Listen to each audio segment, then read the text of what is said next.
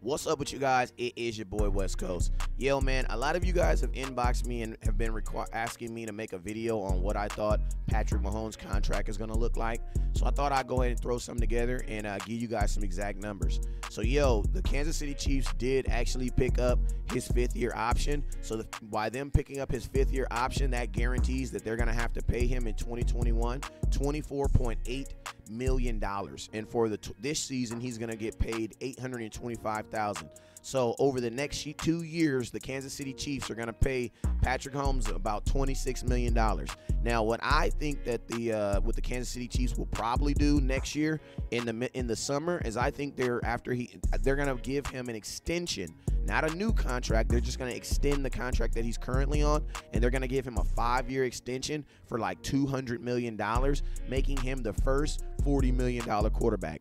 Now, what I think they're going to do to sell it to their fan, because I mean their fans are going to be like, wow, $40 million is a whole lot of money for each year.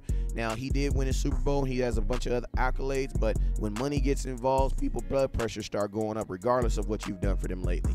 So what I think they're actually going to do to sell this to their fans is they're basically going to tell their fans, we're actually going to give Patrick Mahomes a 7-year deal for $226 million. Because what they're going to do is they're basically going to tell their fan base in a way that, yeah, we're extending him for 5 years, but we're still going to require him to play on his rookie deal and give us those 2 years. So if you actually divide 226 over 7 years, that gives you around like $33 million a year. So, I mean, to be honest with you, it's actually kind of beneficial for their organization if they do it that way, because if you end up dividing, the amount of money that they're going to end up spending over him over the next 7 years, if they do it the way West Coast just suggested, they're still going to save a ton of money on him. So I think this is an example of what you're able to do with a quarterback when you're able to sign him while he is still on an existing contract. I remember one thing Jane Slater said when she was on the show is that one of the things that the Cowboys did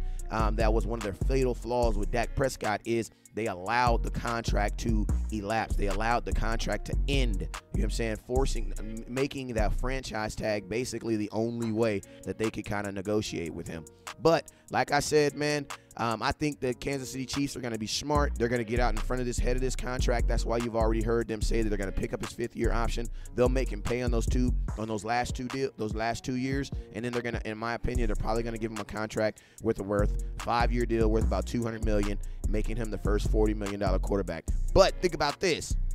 If they do that, they've been talking about giving Patrick Mahomes a $40 million contract maybe since last year, 2 years ago when he won the MVP. So if they said that they were going to give him a $40 million contract, or he would start being touted as the first $40 million quarterback when he won the MVP 2 years ago, that means in 2 years when he's finally actually making $40 million, he'll technically probably be a little bit under what a franchise quarterback can make, because I'm just saying, by then, who's to say what franchise quarterbacks will be making? They're probably making $42 and $43 million. So you guys already know what it is. This is none of my business, just my 2 cents. You guys already know. Never look down because the star is up. Peace.